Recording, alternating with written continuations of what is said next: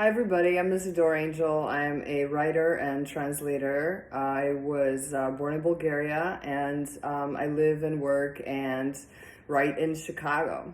So I wanted to tell you a little bit about the journey of this book in translation. So I thank you for inviting me. I apologize that I can't join in person, but I'm traveling. So I'm in beautiful Miami right now. I know, don't feel bad for me. So I don't know how far in the conversation you guys are already, but I am sure that once you start talking to Karastianov, he's going to make you laugh a lot with all his stories and just the wonderful sense of humor that he has. So as a translator, this was my first novel that I translated, and I often joke that I've given birth to 3 children, but this book was harder to translate than that. And this book was an enormous challenge, not just because it was my first novel, but because the Bulgarian and the English are just such different languages. So the Bulgarian is, Hemingway, by the way, called the Bulgarian a guttural tongue. Okay, so, this gives you an idea of what Bulgarian might sound like to an English speaker. But,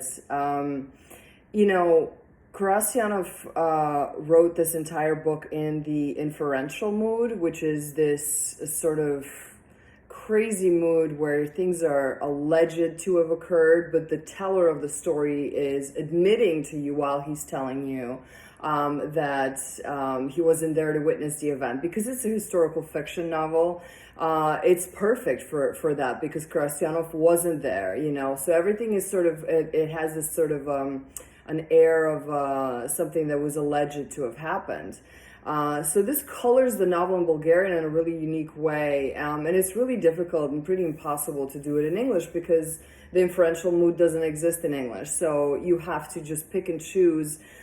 Just to give it a little bit of that sense, you have to maybe say seemingly or allegedly or maybe or, just a couple of times. But for the most part, you kind of have to let it go. I think one of the biggest misconceptions about translation is that your job is to somehow, as the language travels from one language to another, your job is to kind of scrub the original into this new language. And that's really not the case. You really have to marry these two languages together and create something new. And enough of the Bulgarian has to come through because you want that flavor and you want that unique point of view to come through. But you also obviously have to make it sing in English. So just a little bit about how this book, I ended up translating this book. I had, lived and studied in Bulgaria as well. I immigrated when I was fairly young. I was 12 years old, but I went back to Bulgaria in my early 20s, and I was able to work in a travel magazine and really travel the country, and so really get to know it in a way that I hadn't gotten to know it when I was a young teenager. And that sort of created I did some translation, and you think that if you have both languages that somehow working between them is going to be easy and kind of a given, but it's really not. And so I did some translation when I was there, and the only thing it showed me is just how bad I was at it. And so I didn't really do translation very much after that. I was more into sort of just writing original things. I was a food critic and a travel writer for a while back in America. I was also a copywriter. I worked at ad agencies, which will teach you to keep your mouth shut about writing, really. And but I remember I was in a bit of a kind of okay, what am I going to do next kind of a thing. And I opened the New York Times book review, and I read this interview with this very famous translator called Clive James. And he says something completely unprompted and just terrible. And they ask him what his favorite book is. And he says that his favorite book is Lucky Jim by Kingsley Amis. And then he adds completely randomly, he says, "Is there a Bulgarian equivalent languishing somewhere untranslated? Probably not."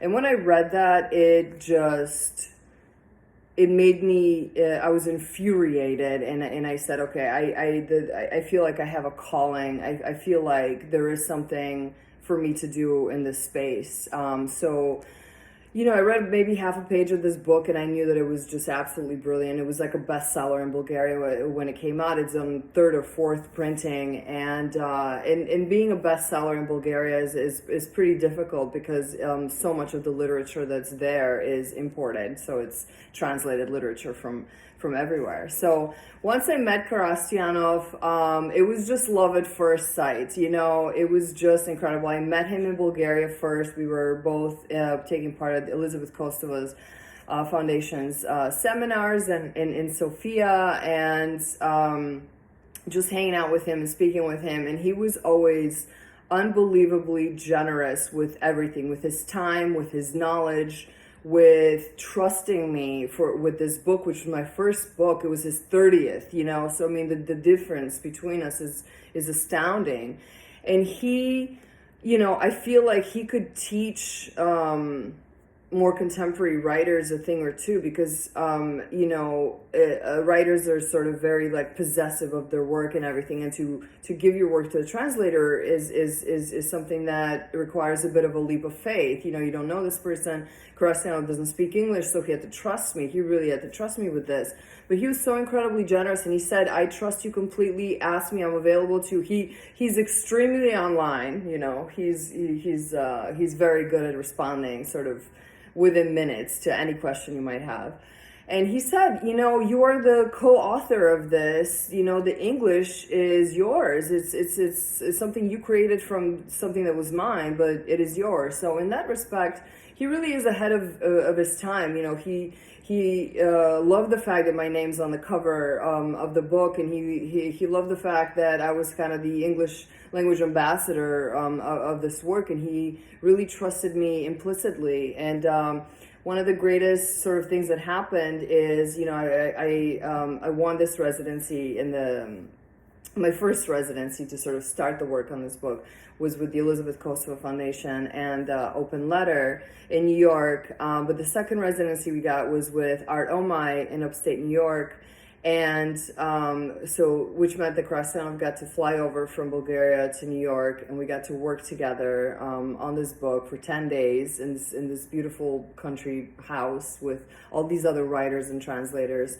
And even though he, doesn't speak English, we were able to kind of find the rhythm of the novel by literally reading the Bulgarian and then reading the English.